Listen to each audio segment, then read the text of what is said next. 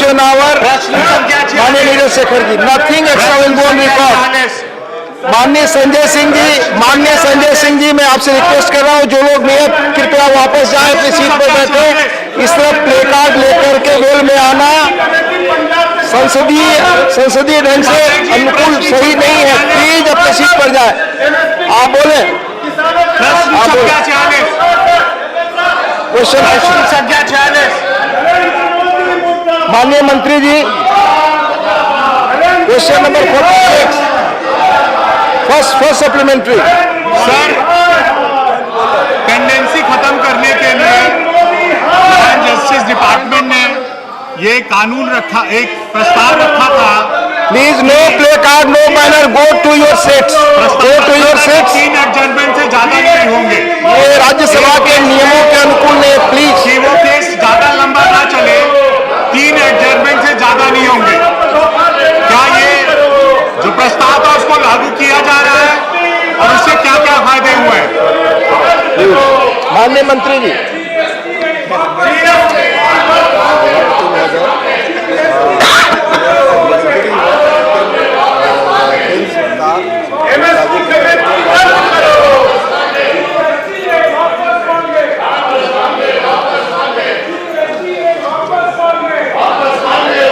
Second supplementary. दूसरा supplementary sir, कि बहुत सारे केसेस हैं सर, पेंडेंसी बहुत ज्यादा है और ये बताया गया कि 2047 तक सारी पेंडेंसी खत्म होगी। तो सरकार क्या कर रही है इन पेंडेंसीज को जल्दी खत्म करने के लिए? एक केस अगर 30-35 साल चलेगा, किसी गरीब आदमी का केस 35 साल चलेगा तो उसको बड़ा खर्च होगा। तो मैं जानना चाहता हूं इसको समय कम करने के लिए सरकार क्या कर रही है? माननीय मंत्री जी, जहाँ तक पेंडेंसी खत्म करने के मामले में उस विषय में शीघ्र निपटान के लिए बहुत महत्वपूर्ण नेगोशिएशन इंस्ट्रूमेंट अमेंडमेंट एक्ट 2018 लाई है हमने। 20 अप्रैल 2000 को अधीनस्थ उच्च न्यायालय के वाणिज्यिक न्यायालयों को खोलने का काम किया है। स्पेशल रिलीफ अमेंडमेंट एक्ट को लाई है। आर्बिट्रेशन एंड कॉन्सिलिएशन अमेंडमेंट सरकार 2019 को लाई है। इसके अलावा इंफ्रास्ट्रक्चर के लिए बहुत सारा धन दिया गया है। ई कोर्ट खोले जा रहे हैं, वर्चुअल कोर्ट खोले जा रहे हैं, वीडियो कॉन्फ्रेंस के माध्यम से सुना जा रहा है, लोक अदालतों के माध्यम से बहुत से केस को निपटाया जा रहा है।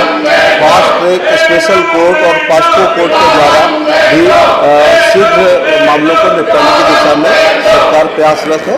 हालांकि सरकार बाध्य नहीं कर सकती है जुडिशरी को, लेकिन फिर भी एडवाइजरी करती रहती है और इस मामले में बहुत सारे प्रयास किए जा रहे हैं। माननीय सदस्य का क्वेश्चन और बहुत महत्वपूर्ण है। इसी हाउस ने पहले संकल्प लिया है कि क्वेश्चन और कभी डिस्टर्ब नहीं होगा। जो भी सदस्य माननीय वेल में हैं और प्ले कार्ड लेकर आए हैं वो गलत है, वो वापस अपनी सीट पर जाएं। ये संसदीय इटिकेट्स और संसदीय नियम और मर्यादाएं जो है रूल्स ऑफ प्रोसीजर के अगेंस्ट है। Please go back to your seats. Shri Ramnath Thakur ji, आपका सवाल। मैं आपके माध्यम से ये जानना चाहता हूँ कि जिन गरीब लोगों को जेल में बंद है उनका बेल हो चुका है, लेकिन गरीबी के कारण बेल नहीं भर सकते हैं, उन जेल कैदियों को सरकार रिहा करना चाहती है अथवा नहीं करना चाहती है? मैं आपके माध्यम से सरकार से ये जानना चाहता हूँ। माननीय मंत्री जी, माननीय सभापति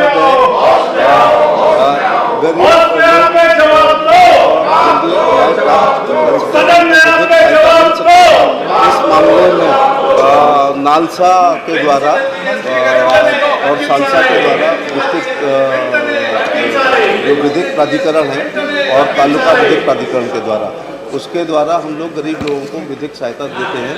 प्रो बोनो स्कीम के द्वारा भी सहायता देते हैं, न्याय बंधु के द्वारा भी सहायता प्रदान की जाती है। शांति रखो, शांति। माननीय कनक मेघला रविंद्र कुमार जी।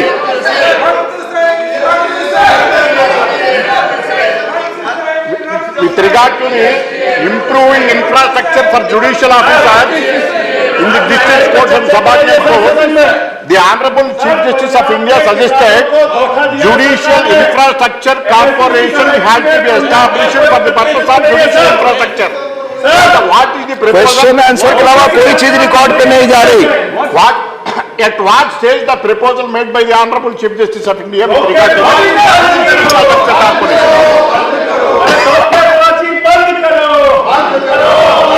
Answer please. दोबारा रिपीट करें। The proposal made by the Honorable Chief Justice with regard to the Judicial Infrastructure Corporation, whether it is under the consideration of the government, is there any proposal to constitute Judicial Infrastructure Corporation?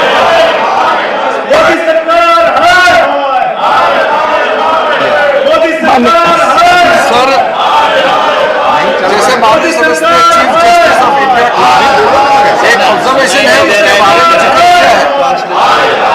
Honourable chief justice of India ने infrastructure को लेकर के एक पत्र भी लिखा मुझे, और हाल में जो चीफ जस्टिस और चीफ मिनिस्टर्स का कॉन्फ्रेंस हुए थे उसमें भी व्यापक रूप से इस चीज का हम लोग अध्ययन किया, चर्चा की और ये निर्णय किया कि जुडिशरी में इंफ्रास्ट्रक्चर को ठीक करने के लिए राज्य स्तर पर चीफ मिनिस्टर और चीफ जस्टिस के देखरेख में एक समिति बनाएंगे।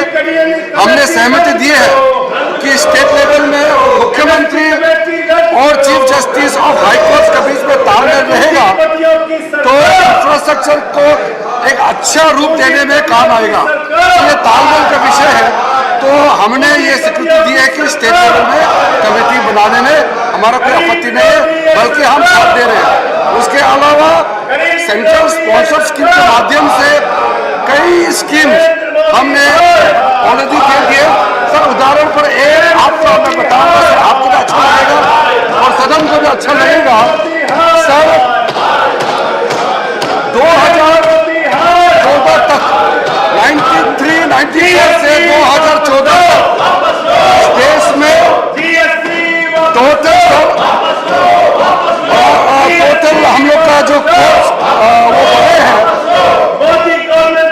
15,818 टोटल कोर्ट हाउस 15,818 और फिर हमने 5 साल के अंदर में इसको टोटल हमने इंक्रीज कराया है 20,993 सर टोटल रेसिडेंशियल यूनिट 2014 तक 10,211 बढ़ाया था और हमने अभी 22 तक में 8 साल के अंदर में 18,502 यूनिट हमने बढ़ाया है। ये हमारा सरकार का मोदी जी के नेतृत्व में जुडिशरी के प्रति मजबूत लाने के लिए, सहूलियत देने के लिए, इंफ्रास्ट्रक्चर तैयार करने के लिए हमारे कमिटमेंट। माननीय सदस्यगण, ये क्वेश्चन आवर सदस्यों का है, आप सबका है। इसकी तैयारी में कितना समय लगता है आप जानते हैं। Please go back to your seats. Vijay Pal Singh Rathore. माननीय उपसभापति महोदय, आपके माध्यम से मंत्री से जानना चाहता हूँ कि उत्तर प्रदेश के इलाहाबाद हाई कोर्ट में जो जवाब इन्होंने दिया है सबसे अधिक वाद पेंडिंग है और जल्दी वादों का निपटारा हो, इसके लिए आवश्यक है पश्चिम उत्तर प्रदेश में खंडपीठ स्थापित की जाए। इसके बारे में क्या कार्रवाई करने जा रहे हैं ये मैं जानना चाहता हूँ। माननीय सभापति महोदय, जहाँ तक उच्च न्यायालय की खंडपीठ की स्थापना का विषय है, उच्च न्यायालय की खंडपीठों की स्थापना एसएमसी आयोग द्वारा की गई सिफारिशें और उच्चतम न्यायालय द्वारा 2000 के WPC संख्या 379 में सुनाए गए निर्णय के अनुसार और राज्य सरकार से जिन्हें व्यय और ढांचागत सुविधाएं प्रदान करनी होती है, कोई पूर्ण प्रस्ताव प्राप्त होने पर विचार करने के बाद की जाती है।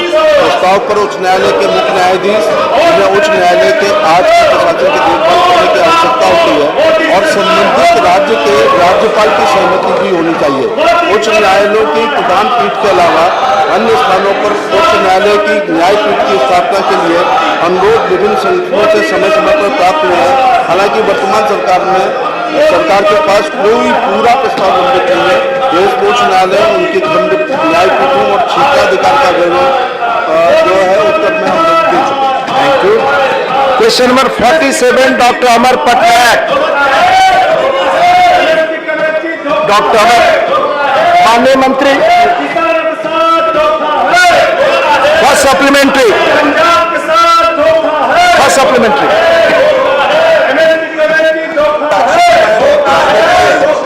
As first established in the year 2008, encompasses 8 missions in the areas of solar energy, energy efficiency and forestry sector, which are linked to a reduction in carbon emissions. What has been the headway under this mission to regulate organizations from increasing their carbon emissions by imposing specified penalties? माननीय उपसभापति महोदय, सरकार के द्वारा Glasgow में जो COP26 हुआ था, उसमें जो पंचामृत की घोषणा की गई थी, वो वास्तव में भारत का कार्बन एमिशन को कम करने का जो संकल्प और प्रयास है उसको दर्शाता है। मुझे इस सदन को बताते हुए खुशी भी है कि 2015 में पेरिस एग्रीमेंट भारत दुनिया के उन चुनिंदा देशों में है कि हमने जो लक्ष्य पेरिस एग्रीमेंट में कार्बन एमिशन के लिए रिन्यूएबल एनर्जी को बढ़ाने के लिए, उसके साथ ही साथ रिन्यूएबल एनर्जी के प्रोडक्शन के साथ साथ कार्बन एमिशन को कम करने के लिए जो संकल्प किए उसको पूरा कर रहे हैं। अभी जो NDCs भारत के द्वारा जो COP26 में घोषित किए गए हैं, उसको लेकर के सरकार के द्वारा एक व्यापक नीति बनाई गई है। विशेष रूप से रिन्यूएबल के क्षेत्र में सरकार के द्वारा निवेश को बढ़ाने के लिए, इनोवेशन को बढ़ाने के लिए और उसके अंतर्गत निवेश के साथ ही साथ उसमें किस प्रकार का शोध चाहिए उसके लिए भी सरकार के द्वारा विशेष नीतियां बनाई गई है, जिसको इम्प्लीमेंट किया जाए।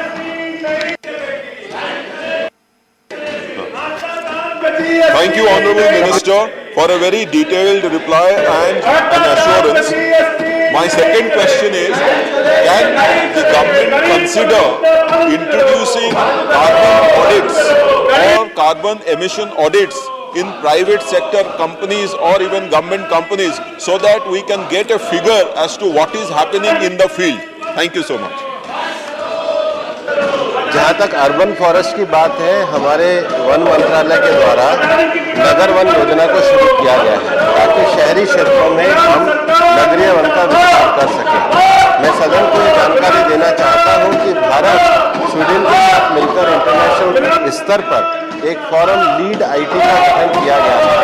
विशेष रूप से वो क्षेत्र जो हार्ड टू अवेट इंडस्ट्री है, जैसे एल्यूमिनियम का क्षेत्र है, सीमेंट का क्षेत्र है, स्टील का क्षेत्र है, जहाँ पर कार्बन एमिशन ज़्यादा होता है। इस इनोवेशन के साथ भारत अपने देश में भी और दुनिया के क्षेत्रों में भी हार्ड टू अवेट सेक्टर में कार्बन एमिशन कैसे कम हो, इसके लिए प्रयास कर रहा है। Thank you. Question number 48 and 50, both are similar nature, we'll take it together. Question number 48, Dr. Ami Yagnik, माननीय मंत्री जी, उत्तर सदन के पटल पर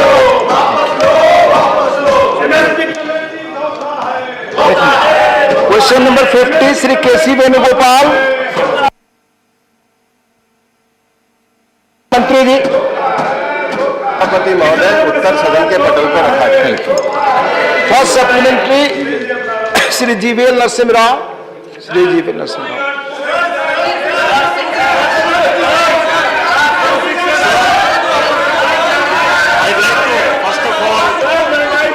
सरकार को बधाई देना चाहता हूं। देश में रोजगार अवसर, नए अवसर पैदा करने के लिए केंद्र सरकार ने पिछले 3 साल में कई कदम उठाए।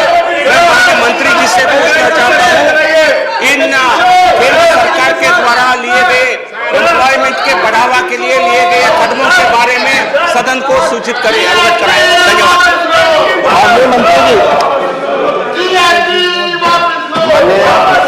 महोदय, भारत में रोजगार के आकलन की दृष्टि से नियमित रूप से PLFS का सर्वे किया जाता है।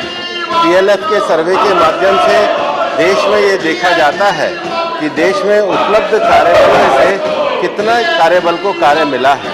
और मैं आपके सदन के सामने PLFS के जो 2017, 18, 19 और 19-20 और 20-21 के आंकड़े रखना चाहता हूं, जो ये बताते हैं कि भारत में कार्यबलों को रोजगार की उपलब्धता हुई है। उसके साथ ही साथ भारत सरकार के लेबर ब्यूरो के द्वारा 21 का सर्वे किया जाता है, जिस 21 के सर्वे के अंतर्गत संस्थागत क्षेत्रों में जो रोजगार है, उस संस्थागत क्षेत्र के रोजगारों को किस प्रकार से बढ़ावा है उसको देने का पूरा विषय रखा गया। उन आंकड़ों को भी मैं सदन के समक्ष रखता हूँ। भारत में पेरोल रिपोर्टिंग पर जो रोजगार परिदृश्य है वो ये दिखाते हैं कि हमारे देश में जो पीएफ है, पीएफ की संख्या में लगातार वृद्धि हुई है। अभी हाल ही में मई में जो पीएफ के आंकड़े आए हैं वो भी इस बात को दर्शाते हैं कि सरकार के पेरोल में वृद्धि हुई है।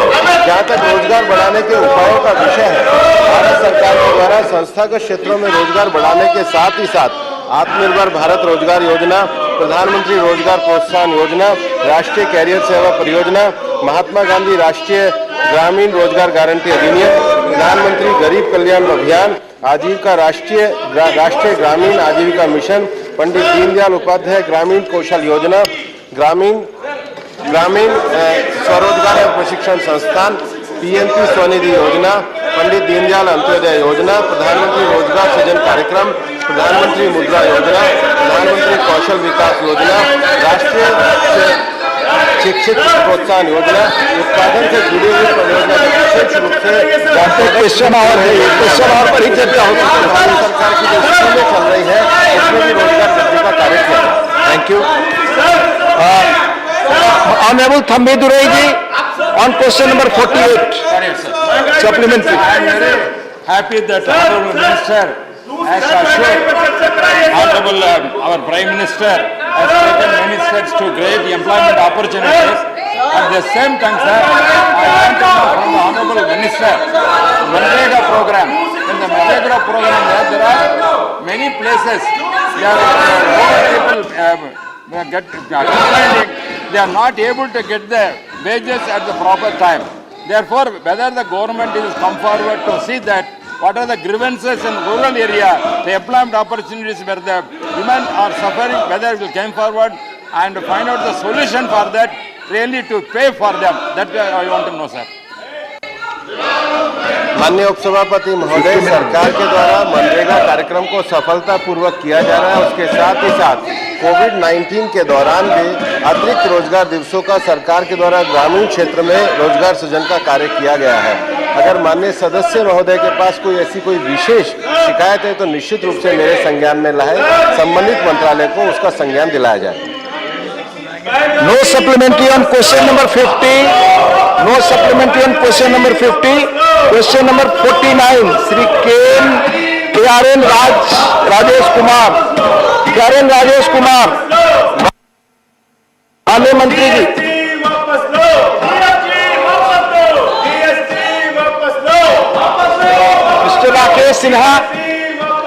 Mr. Rakesh Sinha. Supplementary.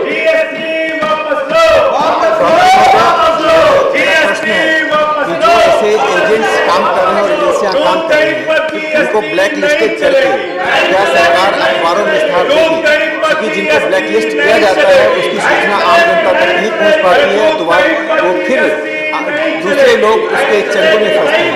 दूसरा इसी से एक जुड़ी हुई बात है, क्या सरकार अपनी एजेंसियों को राज्यों में उसकी इकाई खोलेगी जिससे कि जो बाहर जाने के इच्छुक विद्यार्थी हैं, युवा हैं या पेशा वाले लोग, उनको इन एजेंसियों के द्वारा ही बाहर भेजा जाए। यदि ऐसी व्यवस्था सरकार करती है तो शायद हम अपने नौजवानों को, छात्रों को बचा पाएंगे इन फेक एजेंसियों और एजेंटों से। धन्यवाद। Sir, through you, I would like to inform the honourable member that we are taking a number of steps to ensure that recruiting agents are not misusing their powers. We have instituted very strict measures where we discover it. We have also liberalized the entire RA scheme so that there are more locally based recruiting agents, which will lead to more responsible behavior as well. So where we do find that there are recruiting scams or any illegal activities, we will crack down on it. But I would also like to assure the member that we are planning to bring a new immigration bill, which will take into account a lot of digital tracking that we have been able to do in the last few years. So that will ensure that there is less breaching of the law in regard to immigration and refugee. Your supplementary.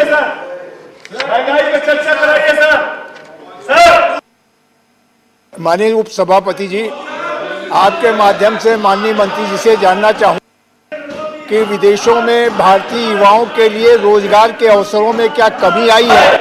अगर आई है तो उसके कारण क्या है? क्या सरकार कोई ऐसा प्रयास करेगी कि भारतीय युवाओं को विदेशों में मिलने वाले जो अवसर हैं उनमें के जो कमी है उसे दूर किया जा सके? Through you, I would like to assure the honourable member that we are negotiating a number of agreements with foreign countries, which will make it easier for our young people, especially our students, to find more work opportunities. Particularly after Prime Minister Narendra Modi has come to power, a number of migration and mobility agreements have been signed. A most recent one was a letter of intent that we have done with Germany. We have done with Australia. We have signed new agreements with Portugal, with UK, with France. We have an updated agreement with Denmark. So in the developed world, there are many more opportunities for our young people. With regard to the countries of the Gulf, we have again strengthened our protection for workers, for opportunities, and even during the COVID, we have, through political contacts, we have ensured that the layoffs have been minimized and the return to work has been possible. Question number 51, माननीय Priyanka ji, please आप सवाल पूछें। Sir, you have to bring the house in order, sir. मैं request कर रहा हूं सब वापस जाए, माननीय प्रियंका जी को पूछने दीजिए। I can request only members, Priyanka ji, you know my limitation. I have requested several times, please. Sir, but it doesn't limit you from talking on the fact news stories of the GST. You please put your question. The question is the Question. same, sir. You put your question. आप please आप गलत कर रहे हैं Sanjay ji, please वापस आइए। No, ये rule नहीं है, प्लीज नो। आप प्रियंका जी पूछिए सवाल, प्लीज। महंगाई पर चर्चा कराइए सर।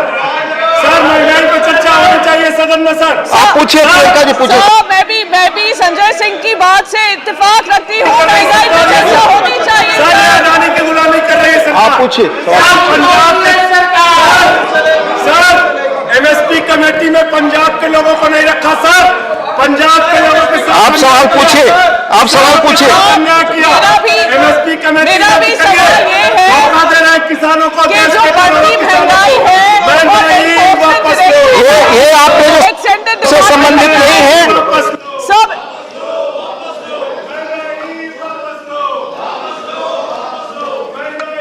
प्लीज महंगाई वापस लो, जीएसटी वापस लो, वो सप्लीमेंट्री। अडानी की गुलामी I am moving to question number 52, Shri Deepak Prakash.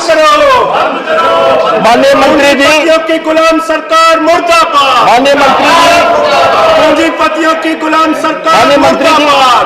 जनाब पूंजीपतियों की गुलाम मोदी फर्स्ट सप्लीमेंट्री, मुर्दाबाद। First supplementary. पूंजीपतियों की गुलाम सरकार मोदी सरकार मुर्दाबाद। मैं आग्रह करता हूं प्लीज अपने बोल में जहां खड़े होकर हाउस को डिस्टर्ब करें। माननीय संजय सिंह जी अपनी सीट पर जाए, वापस जाए।